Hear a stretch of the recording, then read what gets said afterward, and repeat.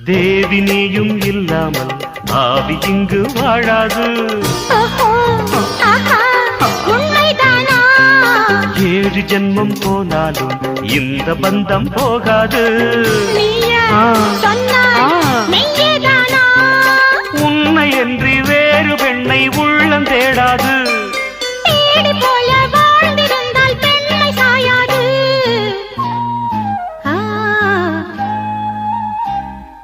பூவே உன்னை நேசித்தேன், பூக்கள் கொண்டு பூசித்தேன். உண்மை சொல்ல யோசித்தாய், கோழை போல யாசித்தாய்.